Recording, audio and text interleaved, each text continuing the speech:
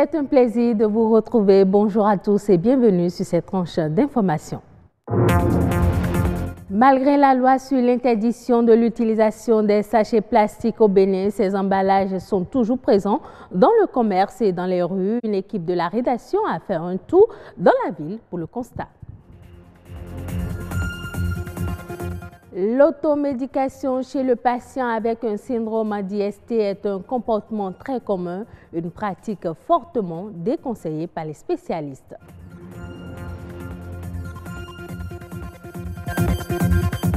La SECNA veut renforcer la sécurité de la navigation aérienne. Un accord de partenariat a été signé dans ce sens. Les détails dans un instant.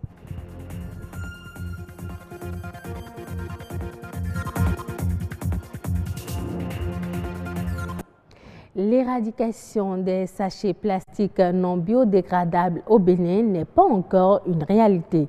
Les populations ont encore du mal à se débarrasser de cette habitude. Le constat est patent, les sachets plastiques sont toujours utilisés dans les rues malgré le vote d'une loi qui l'interdit. Edwige Agossou, Amandine Anyambosso. Des sachets non biodégradables sont toujours présents sur le marché. Un tour dans la ville de Cotonou et le constat est amer. Des sachets plastiques continuent de dicter la loi dans les rues. On remarque que ça continue toujours parce que certaines bonnes dames ne veulent pas laisser l'utilisation des sachets. Ce n'est pas totalement disparu. Donc, ils doivent faire encore un grand effort pour pouvoir enlever tous les sachets pour qu'on ait la paix dans le pays. Les clients sont réticents. Ils n'aiment pas débourser de l'argent pour prendre les emballages. Si on est allé au marché, si on est allé en boulangerie pour prendre le pain, il nous sert avec le sachet. Sachet noir ou bien différentes couleurs. Jaune, rouge, orange, comme ça. Les sachets plastiques dont l'utilisation est interdite au Bénin continuent de rivaliser avec les emballages biodégradables. En attendant la répression, certains Béninois essaient de se conformer à la loi en adoptant de bons comportements. Nous, on ne fait que respecter les règles imposées par le gouvernement. Donc, avant, on utilisait, mais actuellement, on n'utilise plus. Donc, nos pains, on avait l'habitude d'emballer ça dans ces papiers. Donc, on a juste ajouté 16 enveloppes. Pour enfin supprimer les sachets en plastique. À part ça, on a aussi des sacs qu'on vend à 100 francs. Quand les gens payent le pain, ils payent ça aussi pour mettre le pain dedans. D'autres amènent leur propre sachet pour payer. Donc, du coup, nous, on n'utilise plus du tout du sachet. Si vous voulez sachet, il faut un sac.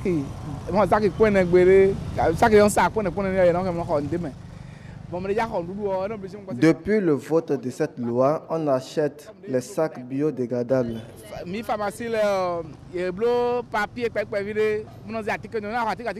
Il y a certaines pharmacies qui proposent des emballages en papier aux clients.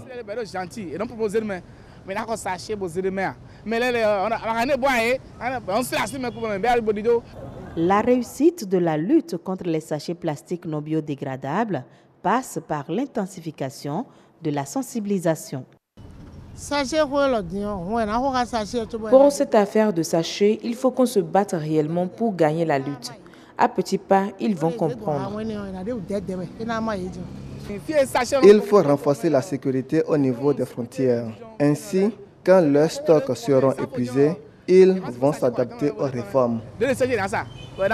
Pour une meilleure protection de l'environnement, la population doit prendre conscience des risques qu'elle court en utilisant les sachets plastiques non biodégradables. Merci à vous, Amandine Anyambosso. Les maladies sexuellement transmissibles ont une incidence importante sur la santé quand elles sont maltraitées. Mais certaines personnes porteuses de ces affections en lieu et place d'une consultation médicale se réfèrent soit au traitement traditionnel, soit ont recours à l'automédication, une pratique fortement déconseillée par les spécialistes. Louis Koudogbo, Inokompati. De nombreux Béninois ne considèrent pas utile de consulter un médecin pour une affection qu'ils pensent pouvoir guérir seuls. On s'improvise médecin d'un jour quand il s'agit de soigner une légère toux ou une affection de la peau. L'automédication, c'est le fait déjà de prendre soi-même des médicaments sans avoir consulté un agent de santé. Il y a les patients qui sont atteints d'une infection cutanée qu'on appelle les mycoses superficielles. Ces mycoses sont des pathologies au niveau de la peau et des muqueuses, c'est-à-dire la bouche, l'anus par exemple, mais qui sont dues à des champignons. Donc, c'est des microbes qu'on appelle des champignons. Au lieu d'aller chez le médecin, ils vont directement en pharmacie ou sur le marché prendre ces genres de médicaments, s'administrer. Et par la suite, quand il y a une résistance maintenant, le traitement ne marche pas, ce n'est que tardivement qu'ils pensent venir voir le spécialiste. Selon l'OMS, l'automédication consiste à recourir à un médicament de sa propre initiative ou de celle d'un proche, dans le but de soigner une affection ou un symptôme sans avoir recours à un professionnel de la santé. La médecine traditionnelle, par exemple, pour traiter certaines affections ou pathologies cutanées, n'est pas mauvaise en soi, mais l'idéal est de se faire consulter par un dermatologue ou un spécialiste. Il y a un lot de patients qu'on a constaté chez eux, ce n'est pas le médicament moderne qu'eux ils utilisent, ils vont directement peut-être chez la vieille du quartier ou la bonne femme du marché qui vend des plantes, ils ramassent ça et ils fabriquent. Il y a certains par exemple qui font un mélange avec l'huile de coco, beurre de karité, n'importe quoi, si on veut le dire. Et c'est ça qu'ils utilisent. On a vu au moins 16% donc, des patients qui se sont donnés donc, à l'automédication par la phytothérapie. Dans le gros lot, c'était donc des gens qui utilisaient un traitement local. Quand on parle de traitement local, c'est-à-dire que c'est des crèmes, c'est des pommades, c'est des savons qu'ils vont utiliser pour traiter leur pathologie. Et il y avait également un lot qui utilise beaucoup plus un traitement général. Le traitement général ici, c'est qu'ils utilisent des médicaments, soit par la bouche, soit par des injections. Pareil pour l'utilisation d'un produit pharmaceutique sans un avis médical. Antibiotique veut dire je prends un médicament pour tuer des bactéries. Or, on est dans une pathologie mycosique, c'est-à-dire c'est des champignons, ce qui veut dire que c'est un médicament inapproprié. Par conséquent, ça ne marchera pas. Pour donner un exemple concret, quelqu'un qui a ce qu'on appelle dans notre vernaculaire l'akpa par exemple, ça c'est de ça qu'on parle ici en fait, l'akpa, tout ce que vous avez en fonction, qui a un rapport avec ça. Quelqu'un qui a cela doit utiliser normalement un médicament qu'on va appeler un antifongique. De façon très simple également, la grisofulvine par exemple, ça fait partie des médicaments pour traiter des champignons. Mais au lieu d'utiliser ça, ils vont prendre par exemple de l'érythromycine ou de la pénicilline, ce qui est un antibiotique. Utiliser de l'antibiotique sur une pathologie fongique, ça ne marchera jamais. Se faire consulter reste l'option recommandée. À chaque affection correspond donc son produit médical.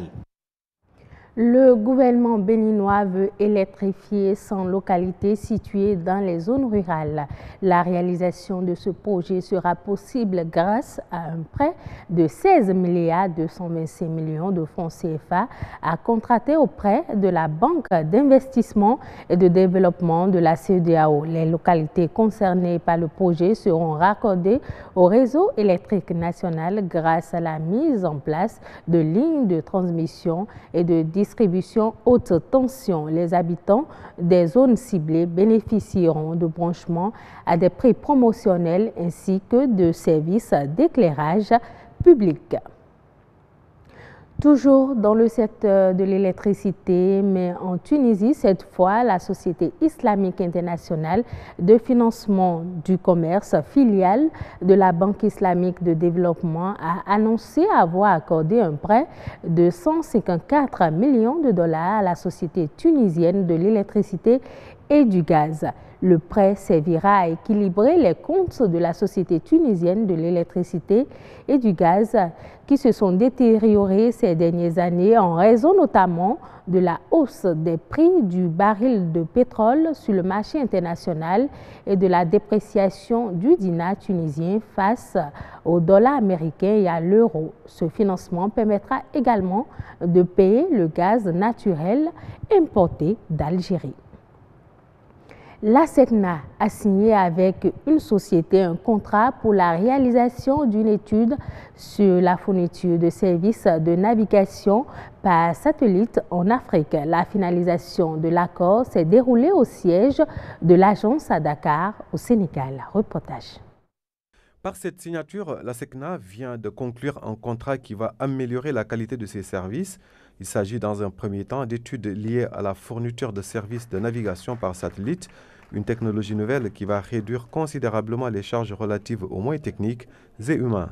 Pour caractériser le signal qui a des petites particularités avec l'ionosphère dans cette région africaine, nous avons eu des succès sur la caractérisation par ces études-là qui permettent maintenant de passer à grande échelle à la définition de cette infrastructure que l'on va mener pendant 18 mois au profit de la SECNA. Cette signature de contrat fait ainsi face à un enjeu de taille pour la navigation aérienne dans l'espace confié à la SECNA et pour l'Afrique tout entière. L'accord important que nous venons de signer avec Thales Alenia Space, c'est l'accord qui va couvrir le volet extrêmement important de la navigation aérienne.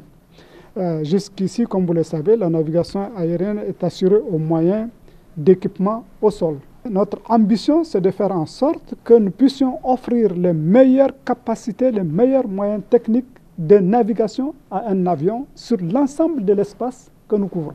Les études vont démarrer en 2019, mais le recours effectif à ces technologies pourrait se faire vers 2022.